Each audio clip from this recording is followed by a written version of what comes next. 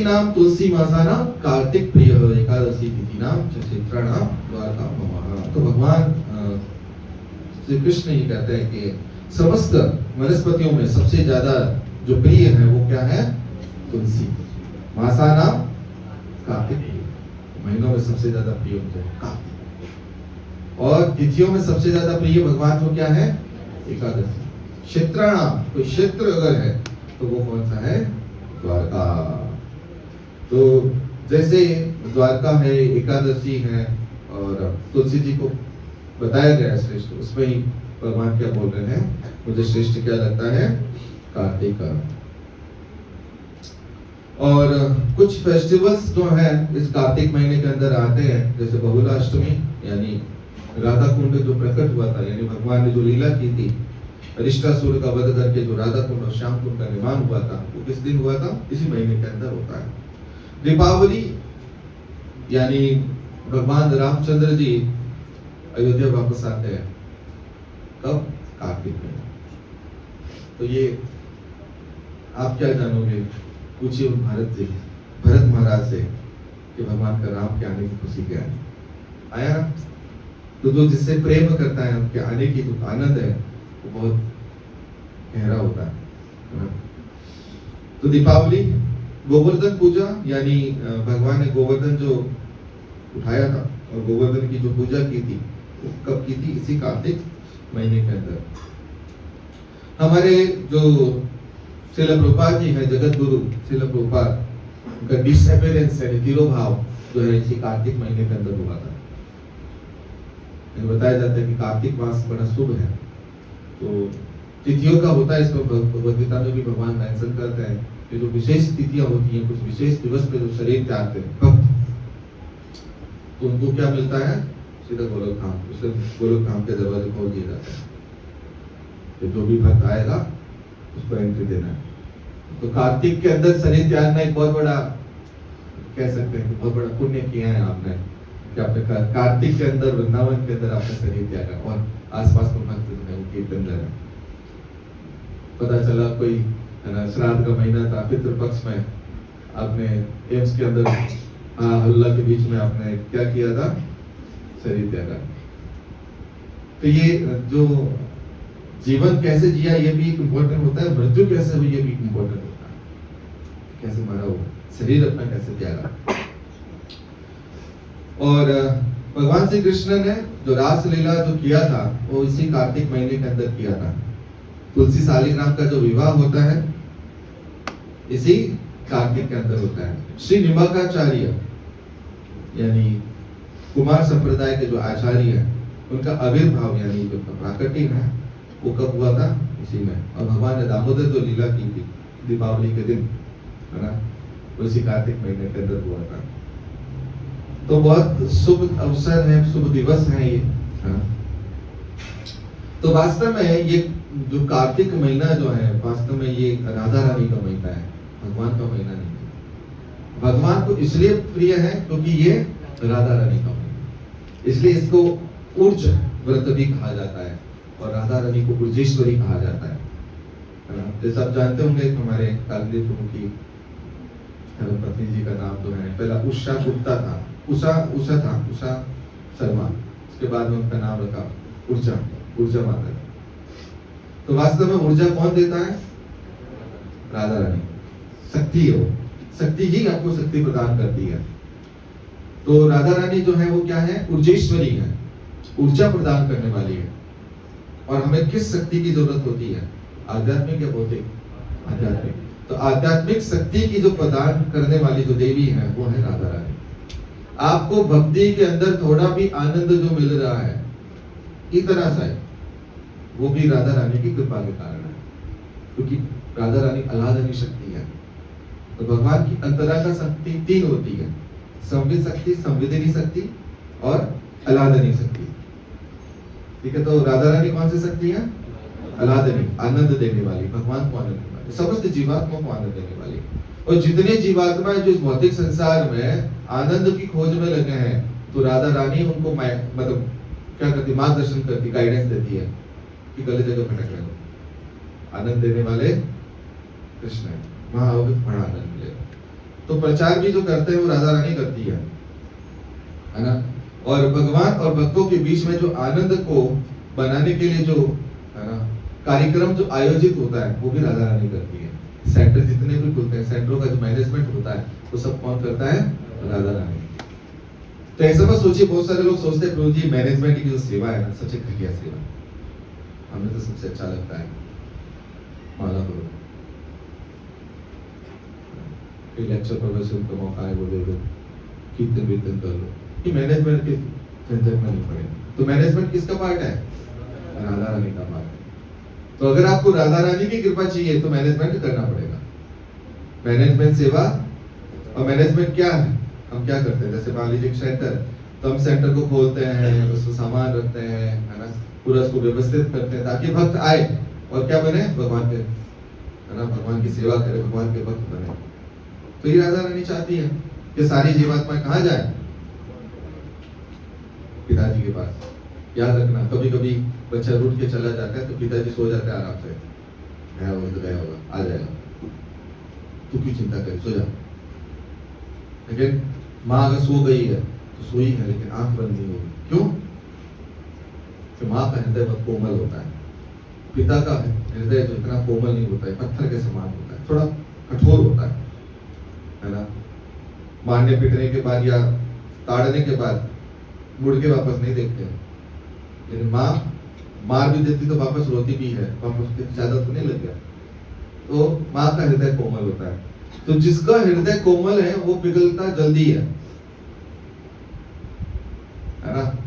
तो भगवान श्री कृष्ण का इतना जल्दी नहीं पिघलता है, किसका पिघलता है? राधा रानी। तो राधा रानी सबसे ज्यादा चिंतित होती है कि भक्त जो है आए नहीं है, जो मंगल आरती में नहीं है उनके लिए बहुत चिंतित है, क्यों नहीं आए। तो ऊर्जेश्वरी, अगर हमें आध्यात्मिक जीवन में अगर शक्ति चाहिए तो क्या करना चाहिए? उस ऊर्ज व्रत का हमें क्या करना चाहिए? पालन करना चाहिए। तभी हमें क्या मिलेगी? आध्यात्मिक ऊर्जा मिलेगी, जो ये पूरे साल हम क्या करते हैं इसका बांटते हैं। कार्तिक महीने में इकट्ठा करते हैं, एक महीने इकट्ठा करते हैं, तो 11 महीने हम बांटते हैं। तो आपके पास अगर खुद ही शक्ति नहीं है तो आप दूसरों को कैसे बांटोगे? आध्यात्मिक जीवन में भी शक्ति चाहिए, सब कार्य करने के लिए, तपस्या करने के लिए, माला करने के लिए, 4 नियम का पालन करने के लिए, भगवान की सेवा करने के लिए, शास्त्रों का अध्ययन करने के लिए, सबके लिए क्या चाहिए? आध्यात्मिक ऊर्जा। वो कौन देता है? इसलिए ये राधा रानी का महीना है ना।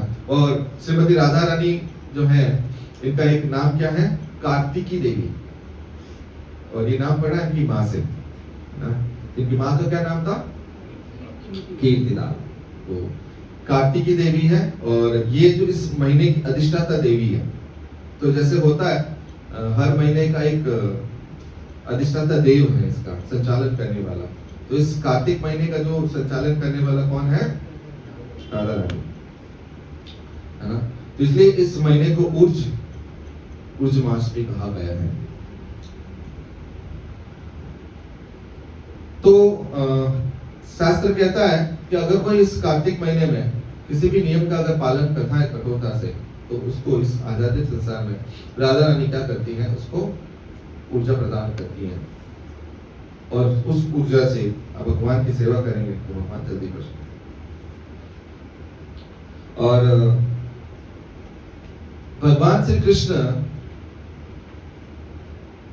तो भगवान भगवद गीता में बोल रहे हैं, भक्तायम भोक्ताराम ये तत्सम सर्वलोक महेश्वरम, है ना।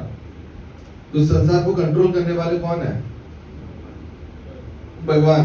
भगवान बोलते मैं अध्यक्षेण प्रकृति सूर्य चराचर हेतु नाने नभवते जगत भी परिवर्तित। मेरी अध्यक्षता में कार्य करती है, मैं इस जगत को बनाता हूँ, बिगाड़ता हूँ, सब मेरे कंट्रोल में है।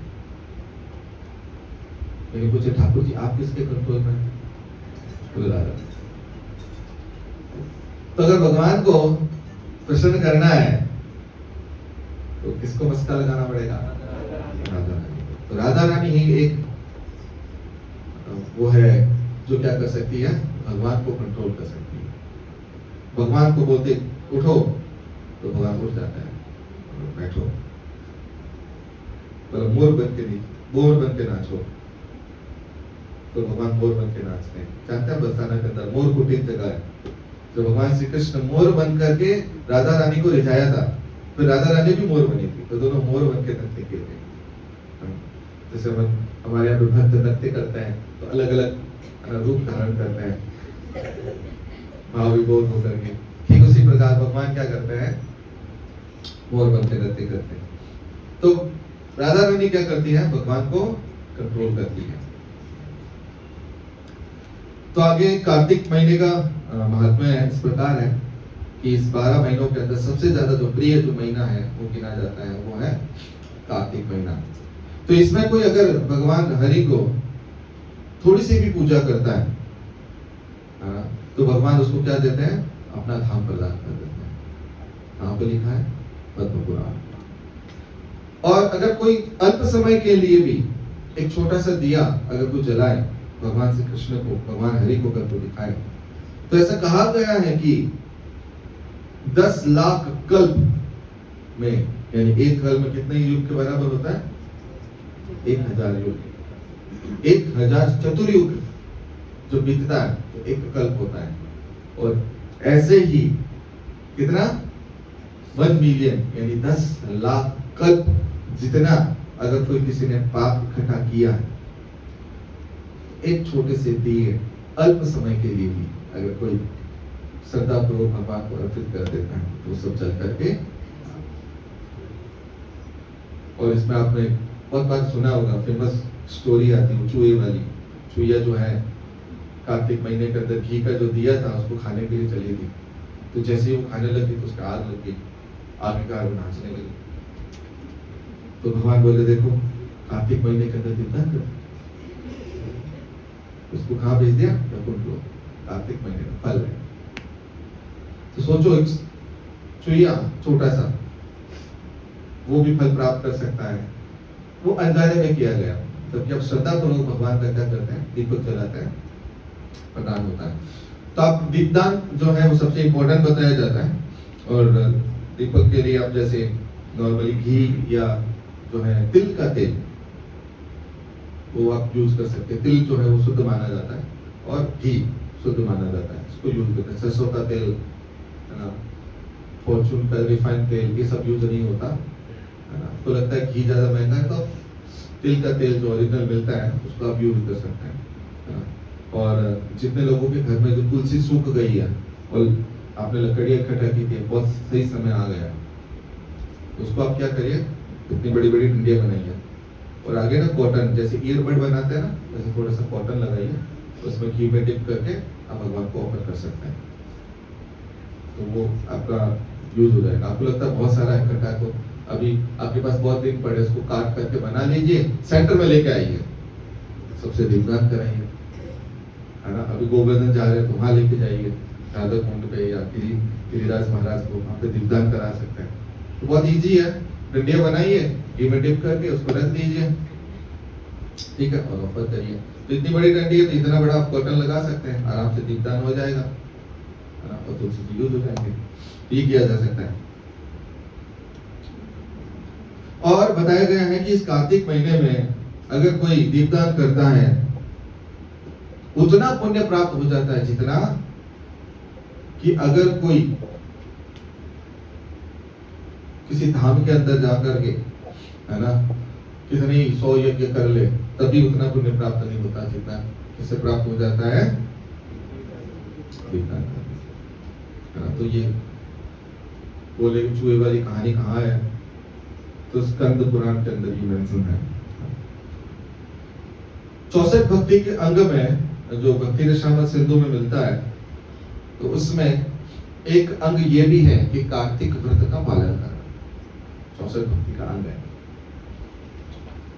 तो अगर आप कार्तिक महीने का पालन नहीं करें तो 64 भक्ति का अंग पालन नहीं करें। तो आपने पढ़ा होगा जो वैदिक भक्ति होती है, उस वैदिक भक्ति में 64 भक्ति के अंगों का पूर्णतया पालन करना चाहिए। तो एक पालन जो है वो कार्तिक महीना है।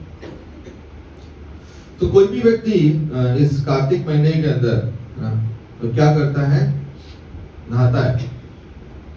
नहाते तो सभी, तो कब नहाना, ब्रह्म मुहूर्त से पहले। ब्रह्म मुहूर्त उठना है ना, ब्रह्म मुहूर्त में तो आपको माला वाला करना चाहिए, उससे पहले उठना चाहिए। यानी 3:30 बजे। कोई बात नहीं, ब्रह्म मुहूर्त में उठ जाना।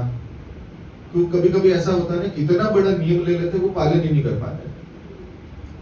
सब जानते हैं कि रबड़ होता है, तो रबड़ को कितना खींचना चाहिए, थोड़ा सा, ज्यादा खींचोगे तो टूट जाएगा। तो नियम कितना बनाना चाहिए कि आप पालन कर पाओ। अब कोई व्यक्ति 6 बजे उठ रहा हो, डेली 7 बजे उठ रहा हो, तो 3 बजे कैसे उठ जाएगा? 3:30 बजे। हाँ, अगर कोई 4 बजे उठ रहा है तो वो 3:30 बजे उठ जाएगा। आया ना? तो बेटर है उतना नियम पालन करिए। तो ब्रह्म मुहूर्त में एटलीस्ट उठा है, 4 से 5 के बीच का समय होता है, उसमें उठ करके नॉर्मल जो पानी नल के अंदर आ रहा है, गर्म नहीं करना, उस पानी से क्या करना चाहिए? नहाना है। अगर आपको लगता है कि हमारा स्वास्थ्य इतना ठीक नहीं रहता तो गर्म पानी यूज कर सकते हैं, लेकिन ब्रह्म मुहूर्त में उठ करके नहाना चाहिए। ठीक है। तो जहां जहां ये बात आ जाती है कि आपका स्वास्थ्य है, आपका शरीर अगर अलाउ नहीं करता है, तो ये भी आपको कंफर्म करवाना चाहिए अपने सीनियर से, अपने काउंसलर से। हो सकता है कि आप अपने आप को ही धोखा दे रहे हो, शरीर तो अलाउ कर रहा होगा नहीं। बहुत सारे लोग तो आते चेयर पे बैठ जाते हैं, राइट? क्या मालूम आप बैठ भी सकते थे, बहाना बना रहे होंगे। तो ये जो होता है ना कि बी प्रैक्टिकल, शरीर को भी देखना होता है। तो ये जो भी व्रत आप पालन करते हैं, जिस व्रत का बनाते हैं, उसको क्या करना चाहिए? सीनियर से डिस्कस करना चाहिए, काउंसलर से डिस्कस करना कि क्या किया जा सकता है। इसलिए मैं आपको बोला कि आज आपको आप बता दोगे तो इजी हो जाएगा, तो संशोधन हो जाएगा। चुपके से आप कई व्रत का पालन करो, फिर आप व्रत टूट जाता है। तो कार्तिक में व्रत को तोड़ना नहीं चाहिए। क्या करना चाहिए? पालन करना। तो कोई भी व्यक्ति जो कार्तिक में उठता है, जल्दी सुबह जल्दी उठ करके भगवान को दिया दिखाता है और दान करता है, और तुलसी जी का जो तुलसी को जो स्थापित करता है, तो वो क्या प्राप्त करता है? भगवान के जैसा ही स्वरूप प्राप्त करता है।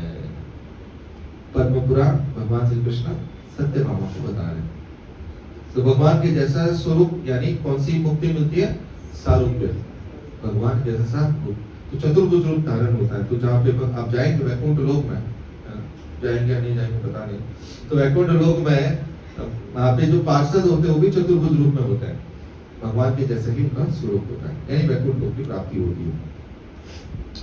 तो ऐसा कहा गया है कि अगर कोई व्यक्ति मथुरा जो है स्थान में, मथुरा जो धाम है उसके अंदर गोवर्धन की पूजा करता है और क्या करता है? परिक्रमा करता है, तो वो भगवान के साथ, है ना, सुख पूर्वक निवास कर, मतलब भगवान के साथ रहता है। तो आप लोग गोवर्धन जा रहे हैं, है ना, और गोवर्धन की परिक्रमा भी आप करें। इस कार्तिक महीने के अंदर कोई भी व्यक्ति अगर भगवान श्री विष्णु की पूजा करता है और मालती के पुष्प, व्हाइट जैस्मिन, है ना, उसको अगर कोई ऑफर करता है, तो जितने भी प्रकार के जो पाप है वो सब नष्ट हो जाते हैं, है ना।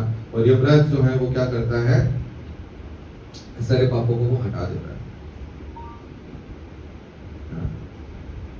यमराज जी भी जो है क्या करते हैं? ऐसा मैंने पढ़ा है कि अगर कोई व्यक्ति कार्तिक महीने का पालन करता है, तो कार्तिक के अंदर कृष्ण पक्ष की त्रयोदशी के अंदर यमराज जी क्या करते हैं? उसके सारे पापों को नष्ट कर देते हैं। इस कार्तिक महीना जो है बहुत पुण्यवान है। जैसे आप देखते हैं अभी अमेज़न पे सेल चल रहा है, कितना छोटा सा कुछ आइटम ले तो उसके साथ ये फ्री हो। इतना सेल वो नहीं लगा सकते जितना भगवान ने लगाया।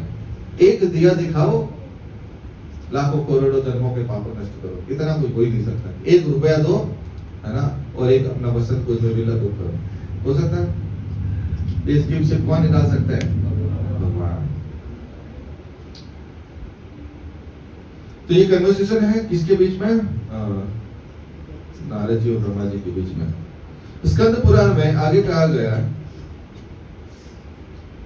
कि इस कार्तिक महीने में अगर कोई इसका पालन करता है तो उतना पुण्य प्राप्त कर लेता है जितना पुण्य आप धाम में निवास करके और जितने भी तीर्थों में स्नान करने के बाद भी जितना पुण्य प्राप्त करते हो उतना पुण्य प्राप्त नहीं होता जितना कहाँ प्राप्त होता है कार्तिक महीने। तो इसका कंपैरिजन बताया गया है 10 मिलियन पार्ट ऑफ रिजल्ट। एक तरफ तीर्थों में निवास करना, स्नान करना, और एक तरफ क्या है, कार्तिक मास। ये कौन सा है? 10 मिलियन पार्ट रिजल्ट है, यानी अल्प है ये। तो कार्तिक जो है इस महीनों में सबसे सर्वश्रेष्ठ महीना गिना जाता है, और भगवान को प्रिय है और वैष्णवों को भी प्रिय है। तो जो भी भक्ति पूर्वक इस कार्तिक महीने को पालन करता है, तो उसके जो पितर हैं या पूर्वज है, वो नरक से उनकी मुक्ति हो जाती है। तो अभी अब श्राद्ध का महीना जस्ट खत्म करके नवरात्र शुरू किए थे, तो हो सकता है किसी ने श्राद्ध का पालन नहीं किया, टेंशन मत लीजिए, कार्तिक महीना आ रहा है। तो कार्तिक महीने में आपके पूर्वज भी अगर कहीं नरक में भी रह रहे होंगे तो वो भी मुक्त हो जाएंगे। और कोई बहुत बड़ी व्रत नहीं है, छोटे छोटे कोई भी आप एक व्रत अपने जीवन में अपना सकते हैं एक महीना के लिए। तो नारद जी कह रहे हैं कि मैंने व्यक्तिगत रूप से ये देखा है कि जो कोई भी इस कार्तिक महीने के अंदर भगवत गीता को पढ़ता है तो वो इस भौतिक संसार के जन्म मृत्यु के बंधन से मुक्त हो जाता है वापस। तो भगवत गीता पढ़ सकते हैं, एक श्लोक पढ़ सकता हूँ, एक श्लोक, 2 श्लोक, 10 पेज, है ना, आप पढ़ सकते हैं। और कोई व्यक्ति इस कार्तिक महीने के अंदर भगवान श्री विष्णु के जो 1000 नाम है, विष्णु सहस्त्र नाम, उसका अगर वो जप करता है, और कोई जो है गजेंद्र की जो कथा है उसको पढ़ता है, तो उसको भी पुण्य प्राप्त होता है। दीपदान करने का महत्व स्कंद पुराण में वर्णन है। तो अगर कोई व्यक्ति अगर स्कंद पुराण में वर्णन है कि अगर इस दीपदान कोई करता है तो इसके दीपदान करने से उसको करोड़ों लाखों गुना जो है वो फल जो है उसको प्राप्त होता है, अगर कोई इस दीपदान में करता है। और कंपेयर किया गया है कि अगर कोई कुरुक्षेत्र में जाता है, कब? सूर्यग्रहण के समय, है ना, उससे ज्यादा पुण्य उसको कब प्राप्त होता है? अगर कोई कार्तिक महीने का। तो कितना बताया गया है?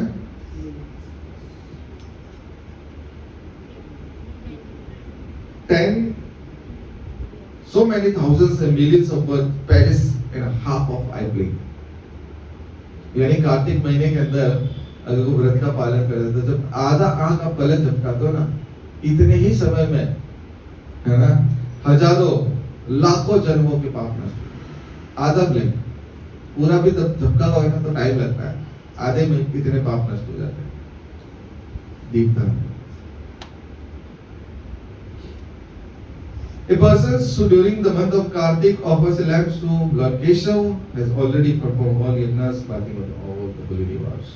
अगर कोई कार्तिक महीने का दीपदान कर रहा है पूरे महीने, तो उसका मतलब ये बताया जाता है कि उसने जितने भी प्रकार के जो यज्ञ थे वो कर चुका है, और इस संसार में जितने भी प्रकार के जो तीर्थ है उसमें स्नान कर चुका है।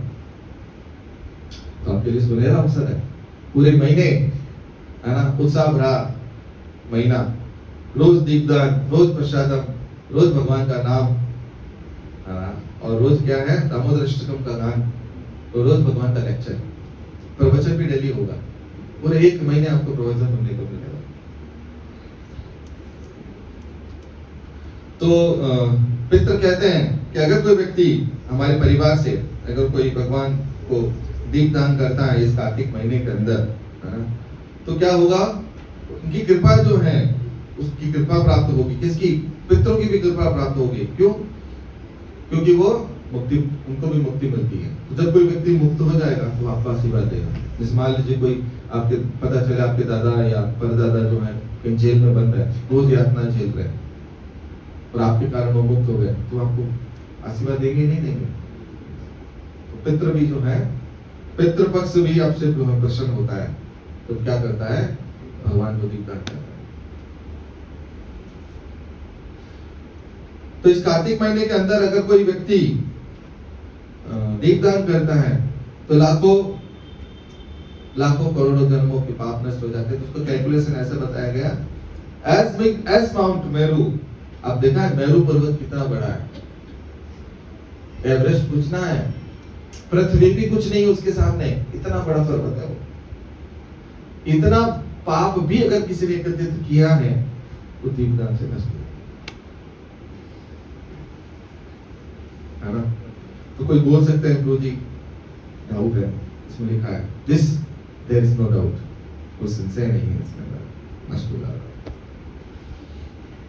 ओ नारद, ऐसा कोई पाप नहीं इस पूरे तीनों लोकों के अंदर जो भगवान को दीपदान करने से नष्ट नहीं होता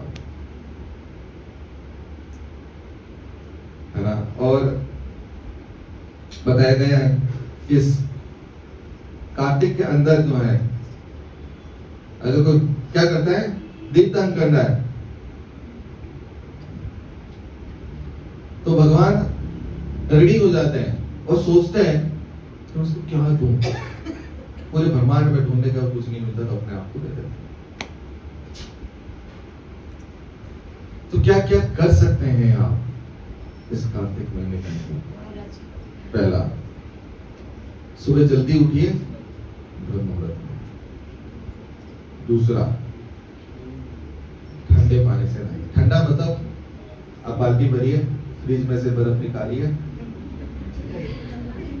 ठंडा मतलब रनिंग वाटर, तो जो भी नल के अंदर आपको जो पानी आ रहा है, अगर आपको लगता है कि बीमार हो जाते हैं, जुकाम लग जाएगा, साइनस की प्रॉब्लम है, शरीर अगर ठंडा है, मैं ग्रुप में डाल दूंगा, स्क्रीनशॉट करके भेज देना, आराम से देखिए, ठीक है। तो अभी उसमें से ये लिखिए कि आप क्या कर सकते हो, ठीक है। तो क्या करिए, सुबह जल्दी स्नान करना है, ब्रह्म मुहूर्त में उठना है, मंगल आरती करना है। तो पूरे महीने मंगल आरती होगी, यस। और सैटरडे होती है, हम संडे को छूट जाती है, तो संडे भी यहाँ पे कर सकते हैं अगर आप वहां नहीं जा रहे। तो मैं तो बोलता हूँ 4 संडे हैं, तो एक संडे तो हम वहां जा रहे हैं गोवर्धन, 3 संडे बचता है। तीनों संडे को पूरा एक प्रोग्राम बनाइए, है ना। एक बस अरेंज कर लीजिए 3 संडे के लिए, है ना। सुबह लगा दीजिए 3:45 बजे बस, और सारे लोग जाइए बस में मंगल आरती। कहाँ? कैलाश मंदिर। संडे संडे तो है। और उससे अच्छा क्या बताऊं, 16 माला वहां हो जाएगी बैठ करके। दर्शन आरती करिए, गुरु पूजा हो गई, रूपा जी को फ्लावर ऑफर किया, प्रणाम किया। आपको लगता है रुक सकते हैं तो रुकिए, निभा जाइए, क्या समस्या है। 7:45 बजे बस वापस रिटर्न कर लीजिए, ठीक। 8, सवा 8, 8:30 बजे तक घर पहुंच जाओगे।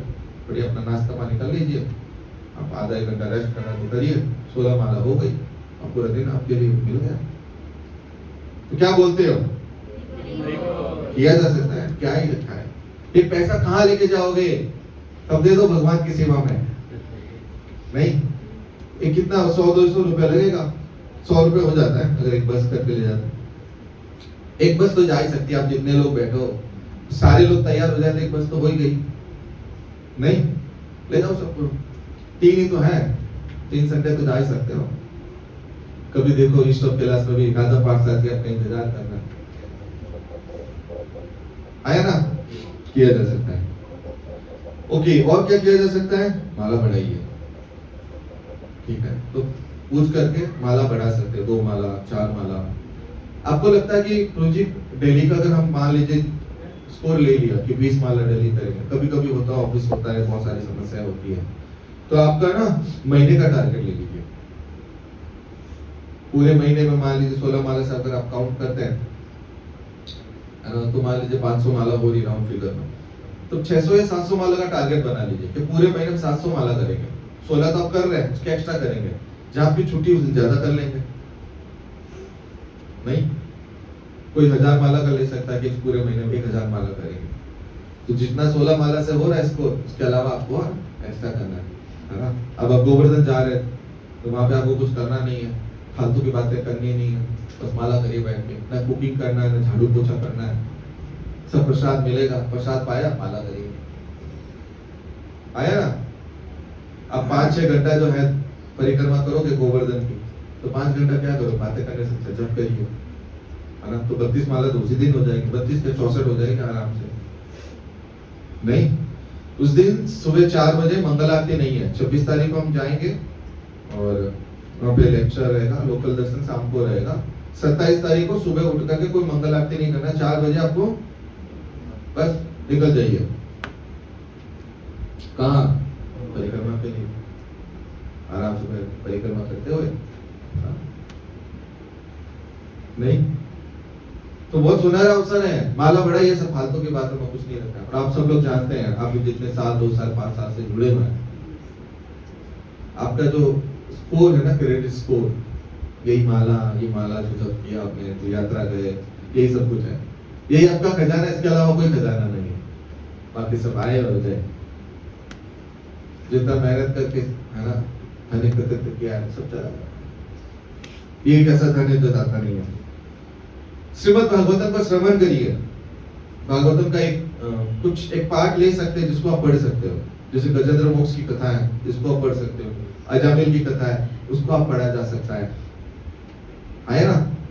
तो ऐसे कोई एक पार्ट ले सकते हैं। प्रहलाद महाराज की है, नरसिंह भगवान का अवतार हुआ, प्रहलाद महाराज का शिक्षाएं जो है उसको आप पढ़ सकते हो। ऐसे बहुत सारी है, जिसको कुछ पार्ट में एक पार्ट ले लीजिए, या एक कैंटो ले लीजिए।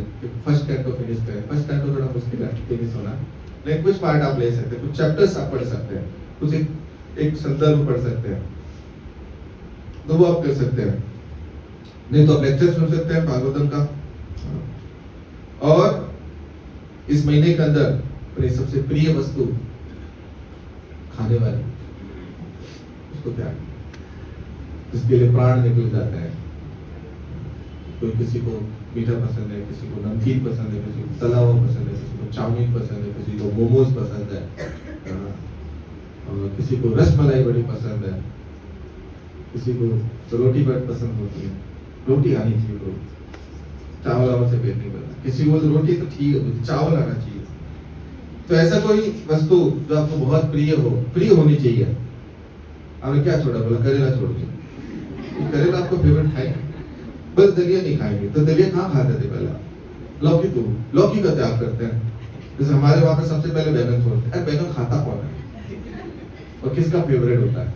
नहीं, तो वो चीज त्यागिए जो आपका फेवरेट है। सबसे ज्यादा लोग मीठा त्यागता है।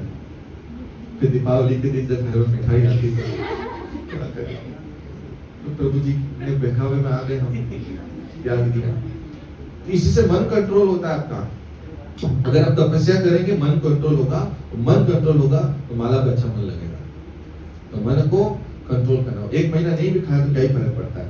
आप जब से पैदा हुआ मीठा नहीं खा रहे हो, हर महीने खा रहे हो। मतलब प्रभु जी कभी कभी खाते हैं और हर सप्ताह खाते हो, है ना। 30-40 साल के पीरियड में 1 महीना नहीं खाओ तो क्या ही प्राण छूट जाएगा। नहीं, स्पेशली जो मोटे लोग हैं, तो कोलेस्ट्रॉल बढ़ा तो त्याग ही देना, बहुत अच्छा मौका है। आध्यात्मिक शक्ति भी मिलेगी, शरीर की शक्ति भी मिलेगी। अवॉइड द उड़द छोड़ना होता है, और शरीर को मसाज नहीं करवाना चाहिए। डेली आपको क्या करना है? दामोदर अष्टकम का पाठ करना है, और उसका जो मीनिंग है उसको क्या करना है? सो मेडिटेट करना है।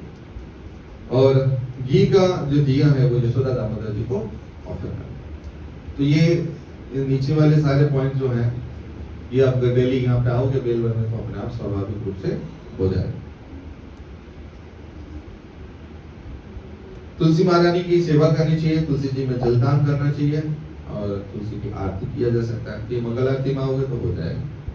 अपना एक पूरा प्रोग्राम फिक्स है।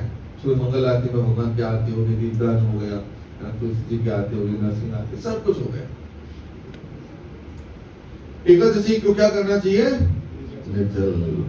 और कर सकते हैं क्योंकि अभी तो ठंडा मौसम है, इतना गर्मी भी नहीं है। जब मई जून की निर्जल एकादशी कर सकते हो, तो ये तो ठंडा वाला, अभी तो और ठंडा होगा। अभी आज से जैसे आप देखते हैं हल्की हल्की ठंडा आ गई है, तो दीपावली के बाद, दीपावली के आसपास और ठंड बढ़ जाती है। तो क्या करिए? निर्जल। आपको लगता है पाठ छूट जाएंगे, तो क्या कर सकते हैं आप? 2 फ्रूट। ये एटलीस्ट इस कार्तिक महीने में 2 एकादशी आएगी, उसमें कुट्टू गुट्टू ये सब छोड़ दो। सामक वामक जो पकौड़े तल के खा जाते हो, एटलीस्ट इस महीने नहीं खाए। केला खा लीजिए, एप्पल ले लीजिए, फल भी सेब आ जाएगी, सस्ती हो जाएगी, सेब ले लीजिए, नहीं उसको खाइए। नहीं तो शकरकंदी उबाल के खा लीजिए, आलू को उबाल के खा लीजिए। ये जो चाट वाट बना करके जो मिर्ची विर्ची सब डाल के बनाकर वो छोड़िए। दैट इज निर्जल या जल से या फिर फ्रूट से कोशिश करिए। कुछ दान करिए, चैरिटी, भगवान के नाम के प्रचार में आप क्या करिए, दान कर सकते हैं आप, है ना। तो मैं किसी को बता रहा था, शायद आज सुंदर लोगों को बता रहा था, तो ऐसा किया जा सकता है। पिछली बार भी हमने ट्राई किया था, लेकिन किसी ने एक व्रत लिया था कि प्रभु जी ये काम मैं करूंगा, ये हुआ नहीं था। तो आप स्पॉट हरिनाम कर सकते हैं। जैसे होता है ना, नॉर्मली आप दीपदान परिक्रमा करते हैं तो चलते चलते करते हैं, तो उसमें लोग ज्यादा चाहिए, दो साइकिल रिक्शा चाहिए, चलाने वाले चाहिए, दीपदान करवाने वाले, प्रसाद बांटने वाला चाहिए, खाने वाला, कीर्तन करने वाला, मृदंग बजाने वाला, मतलब 20-25 लोग हो तो अच्छा लगता है। तो आप स्पॉट वाला कर सकते हैं। जैसे मान लीजिए यहाँ पे बाहर सेंटर के बाहर ही आप 2 टेबल लगा दीजिए, एक टेबल पे ऑल्टर फिट कर लीजिए, छोटा सा ऑल्टर बना दीजिए और एक पे दिया डेकोरेट कर दीजिए। साउंड सिस्टम ये है हमारे पास, इसमें पेनड्राइव लगा दीजिए, कीर्तन चलता रहेगा, उसको टेबल के नीचे रख दीजिए, लोग आते जाए उनको दीपदान करवाइए। ये भी किया जा सकता है ना। इसमें प्रसाद बांटिए, तो आप प्रसाद को स्पॉन्सर कर सकते हैं, दिए को स्पॉन्सर कर सकते हैं। ऐसा बताया गया कि आप दीपदान करते हैं उससे ज्यादा बेनिफिट होता है जब किसी से करवाते हैं, तो उसका भी पुण्य प्राप्त होता है, आपका भी और उसका भी। भगवान को स्वादिष्ट व्यंजन का भोग लगाना चाहिए, और स्वादिष्ट व्यंजन बनाइए, टेस्टी टेस्टी खाइए, नहीं दूसरों को बांटिए। अभी तपस्या है मन की। क्या आपने सबसे, है ना, रसमलाई बनाई और भगवान को भोग लगाया, खुद खाया नहीं, खुद खिचड़ी खाई या दलिया खाया या रोटी सब्जी खा के सो गए, और वो सब किसको बांटा? तो ये अच्छा है, मतलब ये वाला भी हो सकता है आपका व्रत, क्योंकि इस पूरे कार्तिक महीने में हम शाम को प्रसाद भी ऑफर कर रहे हैं। तो आप अपने घर से बना के लाएंगे तो सबसे ज्यादा स्वादिष्ट टेस्टी, है ना, बना करके लाइए, खुद मत खाइए, भगवान को ऑफर करिए, भक्तों को खिलाइए, आइए ना। और आप भी खा सकते हैं, अगर अलग नहीं कोई क्या ही करेंगे, खाना तो पड़ेगा, तो खा सकते हैं, लेकिन भगवान को स्पेशली ऑफर करना चाहिए। धामवास करना चाहिए। धामवास का मतलब होता है कि नाइट स्टे करना चाहिए वहां पर, और वहां पे कथा श्रवण करना चाहिए, धाम की सेवा करनी चाहिए, भक्तों की सेवा करनी चाहिए, धामवास किया जा सकता है, तो करना चाहिए। तो जो भी जा रहे कार्तिक यात्रा के अंदर, उसके अंदर उनका कार्य हो जाएगा। और कुछ ऐसी तपस्या है जो आप पर्सनली कर सकते हैं। जैसे बहुत सारे लोग अपनी नींद को कम कर देते हैं, निद्रा कम करनी चाहिए। जैसे मान लीजिए आप 9-10 घंटा सो रहे, 6 घंटा सोइए, 6 सो रहे, 5 घंटा, 5-6 से नीचे मत लाइएगा। और बहुत सारे लोग हैं जो नरम गद्दे का त्याग कर देते हैं, जमीन पर सोते हैं। ब्रह्मचारी व्रत का जो है वो पालन करना चाहिए। ये आप अपने पर्सनल जीवन में कर सकते हैं। तो ये भी एक तपस्या है। बहुत सारे लोग बोलते हैं झूठ नहीं बोलेंगे, ATM का पिन नंबर को पूछ लेगा तो उसको बता देंगे। ऐसा नहीं, मतलब झूठ नहीं बोलेंगे, किसी को धोखा नहीं देंगे, क्रोध नहीं करेंगे। पूरे 1 महीने किसी ने व्रत लिया कि हम क्रोध नहीं करेंगे। आप ये काम कर सकते हैं कि 1 महीने जो है वो YouTube पे जो शॉर्ट्स नहीं देखेंगे, इंस्टाग्राम नहीं देखेंगे, फेसबुक पे नहीं जाएंगे, नहीं, जो रील्स बनाते वो रील्स नहीं बनाएंगे। ये एक बहुत बड़ा व्रत है। ये वही कर सकता है जो बहुत बड़ा तपस्वी हो। बहुत मुश्किल है। जैसे मोबाइल ऑन करते हैं, पता नहीं अंगूठा अपना आप कहाँ चला जाता है यूट्यूब पे, और अंगुली पता नहीं कब शुरू हो जाती है, पता ही नहीं चलता है ना। तो ये किया जा सकता है। 1 महीने आप बैन कर दीजिए, व्हाट्सएप सब बैन कर दो, इंस्टाग्राम, यूट्यूब, रील्स जो फालतू की चीजें जो देख रहे हो ना, वो सब बंद कर सकते हैं। ये एक व्रत है, बहुत फायदा होगा आपको। जो लोग बोलते हैं कि टाइम नहीं है, टाइम बहुत मिल जाएगा। और दूसरों को क्या करिए? दीपदान करवाइए। तो ब्रेकिंग द कार्तिक व्रत। तो कार्तिक व्रत में अगर कोई भी व्रत का पालन कर रहे हैं तो कार्तिक महीने में एक स्पेसिफिक डेट होता है, टाइम होता है, उसको बता दिया जाता है। तो जो भी आपने प्रिय वस्तु त्यागी है, उसको भक्तों को बांटना चाहिए, उसके बाद उसको ग्रहण करके व्रत को तोड़ना चाहिए। तो ये पारण करने का टाइम मतलब तरीका होता है।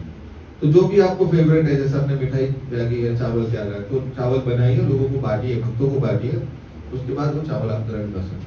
तो एक तरीका है। या फिर आपने कोई स्पेशल बनाया था, ऐसा कुछ मीठा का कुछ नहीं किया था कि बांटा किया जाए, कुछ ऐसा व्रत बनाया था, तो आप क्या करिए, मिठाई बनाइए, कुछ दूध के प्रोडक्ट्स हैं, खीर है, ऐसा कुछ प्रसाद बना करके भगवान को भोग लगा के भक्तों में बांट करके उसको आप ग्रहण कर सकते हैं। ओके, तो ये तो बात थी कि व्रत का पालन करता है तो पुण्य प्राप्त, जो नहीं करता है उसके लिए सब है। ओ नारद, वो ब्राह्मण कौन जो इस महीने कार्तिक में किसी भी प्रकार का दान नहीं करता है, किसी भी प्रकार की तपस्या नहीं करता है, भगवान के नाम का जप नहीं करता है, वो सबसे निम्न योनि का व्यक्ति है। तो उसके साथ होता क्या है, तो अगर कोई दीपदान नहीं करता है कार्तिक महीने में, है ना, तो वो जो मूर्ख व्यक्ति वैष्णव कहलाने के लायक नहीं है, वो सबसे निकृष्ट योनि में जाते हैं। अगर कोई ब्राह्मण है और कार्तिक महीने का पालन नहीं करता। तो स्कंद पुराण में वर्णन आता है ब्रह्मा जी नारद जी के बीच में, है ना, तो क्या बताया गया है कि कोई व्यक्ति अगर किसी कार्तिक में किसी भी प्रकार का कोई व्रत का पालन नहीं करता, वो सबसे बड़ा पापी व्यक्ति है। तो उसको क्या समझना चाहिए, वो उतना बड़ा पापी है जिसने अपने माँ और अपने पिता का हत्या की, इतना बड़ा पाप उसको लगता है। कार्तिक महीने का तो पालन। और सुनिए, अगर कोई इस कार्तिक महीने के अंदर किसी भी प्रकार का व्रत का पालन नहीं करता है, भगवान दामोदर को, है ना, पूछता नहीं है, वो वापस इस भौतिक संसार में जन्म लेगा और हो सकता है वो पशु की योनि में भी जा सकता है। आगे बता रहे हैं, अगर कोई वैष्णव कार्तिक व्रत का पालन नहीं करता तो 7 जन्मों के अंदर उसके जितने भी पुण्य अर्जित किए हैं वो सब नष्ट हो जाते हैं। अब तो करना ही पड़ेगा ना, कोई रास्ता नहीं।